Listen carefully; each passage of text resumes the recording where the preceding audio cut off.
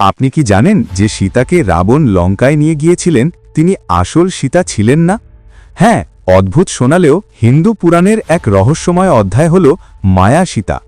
কুর্ম পুরাণ ও আধ্যাত্ম রামায়ণ অনুযায়ী অগ্নিদেব আগেই রামকে সাবধান করেছিলেন রাবণের ষড়যন্ত্র সম্পর্কে। তাই রাবণ আসার ঠিক আগে রাম আসল সীতাকে অগ্নিদেবের কাছে লুকিয়ে রাখেন এবং তার জায়গায় সৃষ্টি করেন হুবহু দেখতে এক ছায়া সীতা বা মায়া সীতা।